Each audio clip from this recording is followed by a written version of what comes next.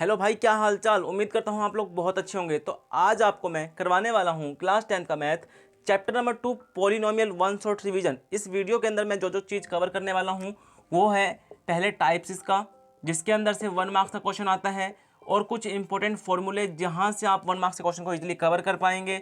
Concept, सभी जितने भी कॉन्सेप्ट है इस चैप्टर में, प्लस इंपॉर्टेंट क्वेश्चन जो प्रीवियस ईयर में पूछा जा चुका है। ठीक है, तो इस वीडियो को एंड तक देखना। फुल रिवीजन मैं इस वीडियो में फटाफट से करवाऊंगा। अगर आपको फटाफट रिवीजन करना है तो आप इस वीडियो को 2x 1.5x पे जरूर देखना, लेकिन कंप्लीट देखना। सबसे पहले मैं बात कर लेता हूँ इसके टाइप्स की। दो टाइप्स में इसको दो कैटेगरी में बांटा गया है, दो तरीके से इसको क्लासीफाई किया गया है, टर्म के बेस पे, ठीक है, और डिग्री के बेस पे। मतलब जिसको हम कहते हैं पावर, पावर कहते हैं। ठीक है, जिसकी पावर हाईएस्ट अगर एक है तो क्या कहेंगे, दो है तो क्या कहेंगे, और तीन है तो क्या कहेंगे। अगर पावर एक है हाईएस्ट तो हम उसको कहते हैं लीनियर, अगर पावर दो है तो हम उसको कहते हैं क्वाड्रेटिक, ठीक है, और हाईएस्ट पावर अगर तीन है तो हम उसको क्या कहते हैं, क्यूबिक। ठीक है, डिग्री का समझ में आया। एक एक एग्जाम्पल ले लेते हैं। जैसे कि मैंने लिख दिया 7x प्लस में 3। यहाँ पे देखो वेरिएबल क्या है, एक्स। एक्स की जो पावर है वो कितनी है, कुछ भी नहीं है, तो हम यहाँ पे 1 मानेंगे। ठीक है, तो वो किसका एग्जाम्पल हो जाएगा, लीनियर का। क्वाड्रेटिक का आपको पता है ए एक्स स्क्वायर प्लस में बी एक्स प्लस में सी, इसकी ये जनरल इक्वेशन होती है। फोर्थ चैप्टर इस पर पूरा डिपेंड है। ठीक है, उसके बाद क्यूबिक में पता है हाईएस्ट पावर कितनी होती है, 3। जैसे कि मैं यहाँ पे कर दूंगा 3। ठीक है, ए एक्स का क्यूब प्लस में बी एक्स स्क्वायर प्लस में सी एक्स प्लस में डी, ये इसकी क्या है, जनरल इक्वेशन। उसके बाद पद की बात करता हूँ, जिसका एक पद मतलब कि एक टर्म, दो टर्म और तीन टर्म। नाम क्या है इनका, मोनोमियल, बाइनोमियल एंड ट्राइनोमियल। जिसमें तीन टर्म उसको ट्राइनोमियल, जिसका दो टर्म उसको बाइनोमियल, जिसका एक टर्म उसको मोनोमियल कहते हैं। तो यहाँ तक आपको समझ में आया। ये इनमें से क्या है कि एक एक नंबर के क्वेश्चन आ जाते हैं, कई बार पूछा जा चुका है एक एक नंबर का क्वेश्चन। ठीक है, और इसके बारे में इंपॉर्टेंट नोट्स आपको मैं बता दूं। इंपॉर्टेंट नोट है, ध्यान देना इस बात पे कि पॉलिनोमियल्स की जो पावर है वो कभी भी माइनस में नहीं चलेगी। याद रखना, कभी भी पॉलिनोमियल्स की पावर माइनस में नहीं चलेगी। और सेकंड बात कि ये कभी भी जो है फ्रैक्शन फॉर्म में, मतलब कि बटे की फॉर्म में नहीं मिलेगा, फ्रैक्शन में और माइनस में नहीं मिलेगा। तो ये इंपॉर्टेंट है। 1 मार्क्स के क्वेश्चन काफ़ी बच्चे इस पर गलत कर देते हैं। ठीक है, तो आपको गलत नहीं करना।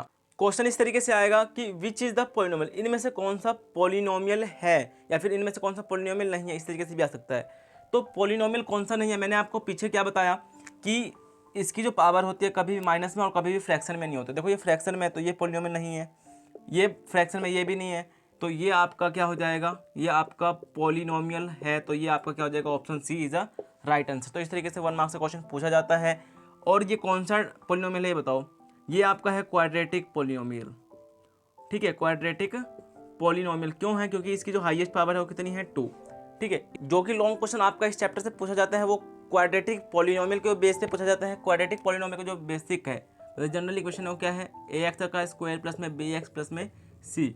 अब इस बेस पे हम क्वेश्चन कैसे करेंगे, याद रखना, यहाँ पे एक्स की जो हाईएस्ट पावर है 2 है, तो इसको जो जीरोज आएंगे, मतलब कि इसके जो आंसर आएंगे वो भी 2 ही आएंगे। ठीक है, अलग अलग। ठीक है, तो इनको हम क्या कहते हैं, जीरोज।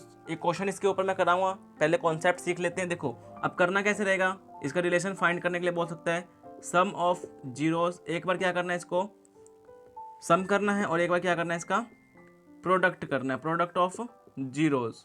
तो एक बार जोड़ना है और एक बार गुना करना है, तो किसके बराबर आएगा, माइनस बी बाई ए और सी बाई ए।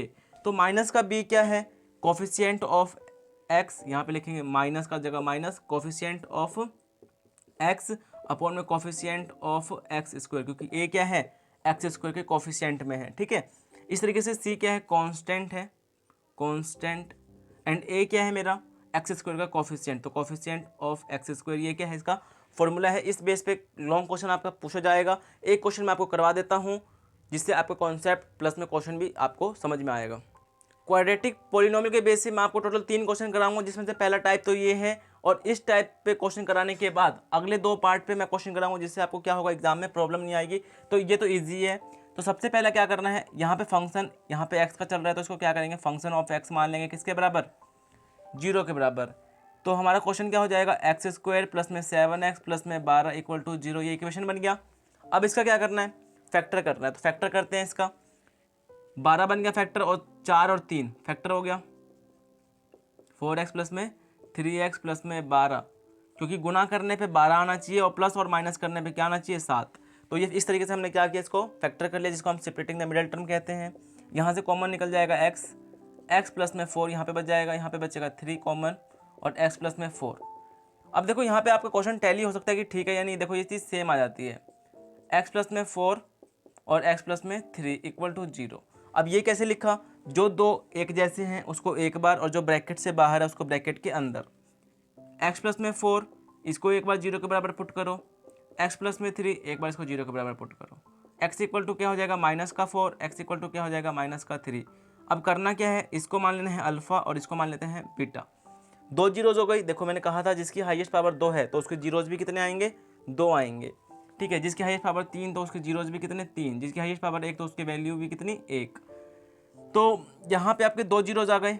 कॉन्सेप्ट क्या था, सम ऑफ जीरोज़ का, सम ऑफ जीरोज़, एंड अगला क्या था, प्रोडक्ट ऑफ जीरोज़। तो पहले हमें क्या करना है, सम करना है। सम का मतलब इनको जोड़ना है।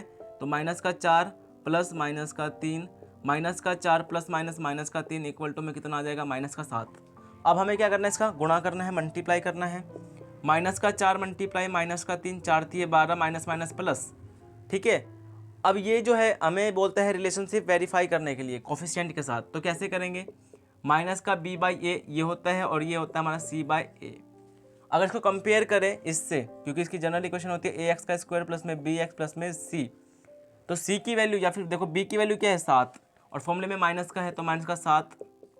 a की वैल्यू क्या है, कोफिशिएंट में कुछ है तो 1 मान लेंगे तो 1, तो आ जाएगा -7। देखो ये हमारा टैली हो जाएगा यहाँ पे। उसके बाद c की वैल्यू क्या है, मतलब कांस्टेंट से कंपेयर करेंगे। देखो c का वैल्यू है 12 तो 12 और a का वैल्यू क्या है 1 तो 12, तो इसका आंसर भी 12 आया था, यहाँ पे भी 12 आया था, तो हम कहेंगे हैंस वेरीफाई।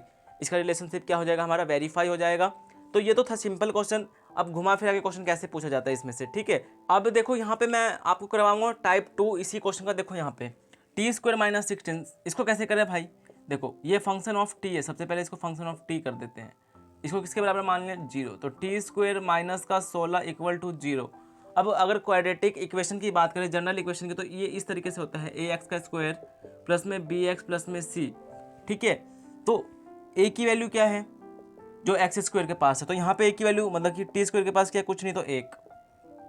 b क्या है, b देखो x के पास वाला, मतलब कि यहाँ पे t है तो t रहना चाहिए, तो यहाँ पे तो कुछ है नहीं, तो यहाँ पे क्या हो जाएगा 0।